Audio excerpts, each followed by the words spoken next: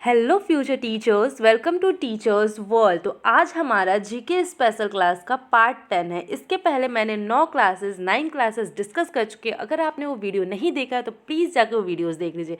अगर आप किसी भी गवर्नमेंट जॉब की तैयारी कर रहे हैं जिसमें जीके पूछता है या फिर हिंदी इंग्लिश पूछता है तो आपके लिए ये सेशंस बहुत ही इंपॉर्टेंट होने वाले, क्योंकि मैं बहुत जल्दी अपने इस चैनल पे हिंदी की और इंग्लिश की, हिंदी तथा इंग्लिश दोनों की ही क्लासेस, हिंदी तथा इंग्लिश दोनों की ही क्लासेस स्टार्ट करने वाली हूँ, जो कि बिहार सुपर टेट में पूछा जाएगा। तो अगर आप बिहार सुपर टेट की तैयारी कर रहे हैं या फिर किसी भी गवर्नमेंट जॉब की तैयारी कर रहे हैं तो प्लीज़ वीडियो को लाइक करके चैनल को सब्सक्राइब जरूर कर लीजिएगा। तो चलिए स्टार्ट करते हैं। हमारा जो फर्स्ट क्वेश्चन है, भारत का राष्ट्रीय पेड़ यानी कि राष्ट्रीय वृक्ष कौन सा है? तो मेरा राइट ऑप्शन हो जाएगा ऑप्शन नंबर सी, जो बरगद है वो भारत का राष्ट्रीय वृक्ष है। इसके अलावा हम और भी ऑप्शंस डिस्कस कर लेते हैं। जो नीम है वो आंध्र प्रदेश का, मैंने आपको बताया था हर एक स्टेट का अलग अलग राजकीय वृक्ष होता है। तो नीम कहाँ का राजकीय वृक्ष है? तो यह आंध्र प्रदेश राज्य का राजकीय वृक्ष है। इसके अलावा हम बात करते हैं आम कहाँ का है, तो आम महाराष्ट्र का है, महाराष्ट्र का राजकीय वृक्ष है। इसके अलावा पीपल आप कमेंट करके बताएंगे, मैंने अपने पहले के सेशन में बताया है पीपल कहाँ का राजकीय वृक्ष है, तो ये आप कमेंट करके बताएंगे पीपल कहाँ का राजकीय वृक्ष है। हमारा नेक्स्ट क्वेश्चन है, क्वेश्चन नंबर 2, सूर्य के प्रकाश से कौन सा विटामिन प्राप्त होता है? आपको ये बताना है सूर्य के प्रकाश से हमें कौन सा विटामिन मिलता है, vitamin D, vitamin A, vitamin B या विटामिन सी? तो सूर्य के प्रकाश से हमें कौन सा विटामिन मिलता है? विटामिन डी मिलता है। हमारा ऑप्शन नंबर ए करेक्ट हो जाएगा। नेक्स्ट क्वेश्चन है हमारा, मानव शरीर में कितनी हड्डियां होती हैं? आपको ये बताना है कि मानव के शरीर में, हमारे शरीर में एक एडल्ट ह्यूमन बीइंग में कितनी हड्डियां होती हैं? हमारा राइट ऑप्शन हो जाएगा ऑप्शन नंबर ए 206। लेकिन इसके अलावा आपको एक और बात ध्यान रखनी है, जब बच्चा जन्म लेता है, जन्म के समय यानी कि नवजात शिशु में हम देखें तो हड्डियों की संख्या 270 होती है। और जैसे जैसे बच्चा बड़ा होता है अस्थिकरण की प्रक्रिया होती है। अस्थिकरण क्या होता है? बच्चे में छोटी छोटी हड्डियां होती हैं और वो हड्डियां ज्वाइंट होने लगती हैं और उसे ही हम क्या कहते हैं? अस्थिकरण की प्रक्रिया कहते हैं। तो 270 हड्डियां कब होती है? जन्म के समय होती है। लेकिन एक मानव में अगर हम कहें एडल्ट ह्यूमन बीइंग में कितनी हड्डियां होती हैं? तो 206 हो जाती हैं अस्थिकरण के द्वारा। तो हमारा राइट ऑप्शन हो जाएगा option number A. Next question है हमारा, संसार का सबसे बड़ा गर्म मरुस्थल कौन सा है? आपको ये बताना है सबसे बड़ा गर्म मरुस्थल कौन सा है, थार, ऑस्ट्रेलियन गोबी या सहारा? तो हमारा राइट ऑप्शन हो जाएगा ऑप्शन नंबर डी, सहारा जो है वो सबसे गर्म मरुस्थल है। इसके अलावा हम भारत की बात करें तो भारत में सबसे गर्म मरुस्थल कौन सा है? तो वो है थार, थार डेजर्ट सबसे गर्म है।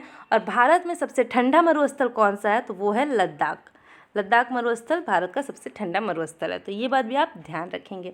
नेक्स्ट क्वेश्चन है हमारा, नीली क्रांति किसके उत्पादन से संबंधित है? नीली क्रांति किसके उत्पादन से संबंधित है आपको ये बताना है। तो हमारा राइट ऑप्शन हो जाएगा ऑप्शन नंबर बी। आप इसको कलर से भी याद रख सकते हैं कि पानी का कलर हल्का सा ब्लू होता है और मछलियाँ कहाँ रहती हैं? पानी में रहती हैं। तो इस वजह से नीली क्रांति मत्स्य मीन्स की मछली से संबंधित है। अगर हम दुग्ध क्रांति की बात करें तो ये सफ़ेद, दुग्ध उत्पादन की बात करें तो ये सफ़ेद क्रांति से संबंधित है। टमाटर और मांस ये किससे संबंधित है? लाल क्रांति से, इसको हम लाल क्रांति कहते हैं। इसके अलावा तिलहन तो ये पीली क्रांति। तो ये चारों ही आप ध्यान रखेंगे किसके उत्पादन को कौन सी क्रांति कहा जाता है। नेक्स्ट क्वेश्चन है हमारा, भारत में सिलिकॉन वैली किस शहर को कहा जाता है?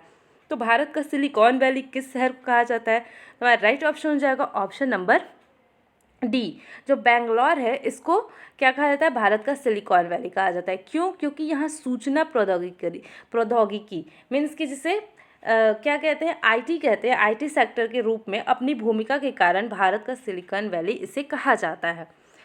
नेक्स्ट क्वेश्चन है हमारा, भारत में रेल का आरंभ किस वर्ष हुआ था? आपको ये बताना है कि सबसे पहला रेल भारत में किस वर्ष चलाया गया था। और मैं आपको ये भी बताऊंगी कहाँ से कहाँ तक चलाया गया था। तो हमारा राइट ऑप्शन हो जाएगा ऑप्शन नंबर ए, यानी कि 16 अप्रैल 1853 को पहला रेल चलाया गया था।